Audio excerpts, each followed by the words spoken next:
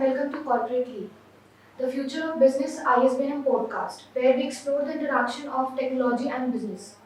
I am your host Shamati Shreya, and today we are coming to you from ISB&M as we celebrate our 25th Silver Jubilee batch, marking our legacy of innovation and excellence. I am thrilled to have you all join us for an insightful discussion on a topic that resonates deeply with many young minds, college to corporate. Moving from college to professional world is a big step. It's full of new opportunity, some challenges, and a lot to learn. To help us understand this transition better, we are fortunate to have with us Dr. S. Jayaraman, Advisory and former Director of ISBM Bangalore. Sir, my very first question is, how does college life prepare students for the challenges of the real corporate world? Well, Shambhavi, I think that I will address this question in a slightly different way. Because what you are asking about is about a transition. See, it's like very simple. When a child is born, you call him a child. The moment the child grows into a boy or a girl, and the first time you see there's a complete sea change, he starts going to school, then he becomes a boy or a girl. Though when your school life you're called boys and girls, that transition you are completely held by parents, right? What to do, what not to do, then the school plays a big role in trying to teach you knowledge, teaching you to read, teaching you to write, teaching you to do mathematics, and that's how they go. The moment you come into a college, you are actually being from a boy and a girl, you come there as a man and woman. So this transition is again a very, very difficult thing. The reason is, when you are making a transition from being a boy and a girl to a man and a woman, the transition is about, are you ready to take responsibility? So when you come to college life, you make choices. You make choices. What do I want to study? What kind of a career do I want? Do I want to be an entrepreneur? Now you are making choices. Well, in many cases that I have seen, parents also play a great role in terms of helping them make the choices. But as long as you make the choice with the help of parents, it's fine. But if your parent is making the choice of what you want to study, it is not going to help you in your transition from being a boy and a girl to an adult. So college life, the first step is in what you call is about asking yourself, how do I grow and sustain myself and stand on my own feet and begin a career? Yes. That's what your job is all about. So that's what the whole chain that we're looking at. So when you talk about college, you are also going to decide what do you want to study.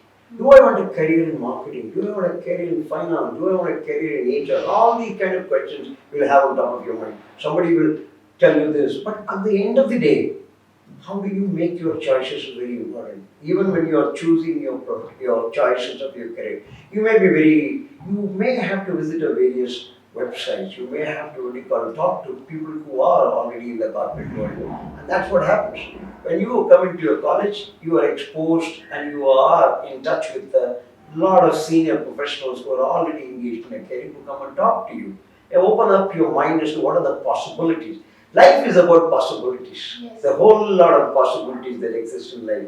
So during the college life in your career, you are actually opening up to a lot of possibilities that can possibly. You are trying to understand, and that's when you need to really define what is my interest in here. What do I want to be? How do I want to? Well, you may make a mistake in the work, but you can always correct yourself. Mistake doesn't mean that your career is growing. You may take up a job which you may not like, and you say, okay, this is not what I want to do. So then what can be the most important traits a student should focus while developing during their college life? See, I wouldn't call it a trait, but I would really put it in terms of what you call, traits are something that you can't change. But in terms of what you call, the first question that when you are looking for a career or when you are looking for a job which you want to, suppose I'm an HR student, for example. I want to look for a career in HR consulting. Suppose you make a decision like that. Or if you are a marketing student and you want to make a career in, say, business consulting.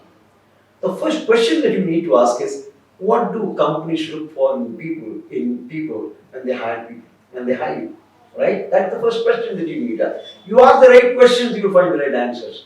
So if you look at all these skills, so nobody is going to hire you just because you have a great degree and you have marks, and that is only to get your foot into the door.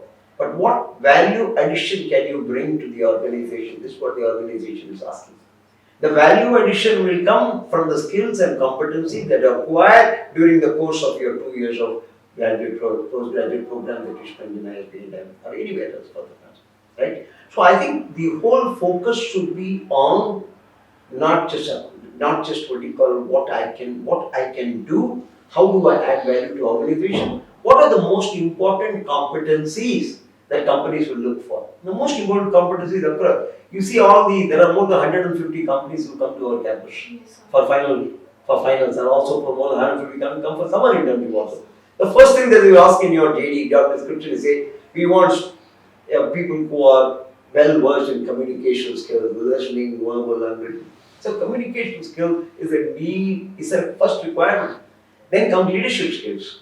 It's about taking responsibility. Are you the kind of person who can take initiative, who can take a leadership role? And that is why it's important for students, well during the college time when they are in the course of the program, apart from the classroom, they must also focus on taking initiative, being part of various cells, various clubs that are there in ISB&M. Example, the placement cell, the DT cell, the marketing club, the TOEFL club. All these are all created so the students learn how to take responsibility, how to do planning and all. Through participation in these, you actually learn the skills that corporates look for. One of the most important skills that companies look for today. If you look at the top skills that companies look for today, it's mostly about not just communication skills. They say, are you coming into what you call, can you solve problems for us? Yes. Problem solving skill is very important. And more importantly, how passionate are you about your work? How flexible are you? Are you the kind of person who can take an initiative and when you face a problem, can generate new ideas to solve a problem? Yes, sir. These are the kind of things that are required, traits that are required. So how do you prepare them? That's the question. So the campus experience, the college, your own initiative in participating in multiple activities will prepare you for a better future. Sir, can you elaborate the importance of internships and project during the college life? Okay. See, very important. I'll tell you why it's so important. Most students who come to study with us, 90% of the students, do not come with any work experience. Yeah. This is generally true in Indian conditions. Except, of course, if you look at MBA programs in abroad, particularly Western countries, the minimum requirement for even admission to an MBA program is minimum 4 years experience. We do not insist on it because companies do not look for work experience. But why summer internship? Because when you are pushed into a job right from day one without having any experience whatsoever, you will find it very difficult to cope. So summer internships are actually the place where you also, suppose you take up a summer internship project with a leading organization, where you are given a role to play, you are given a certain role or you are given a certain project to play with a very clear objective.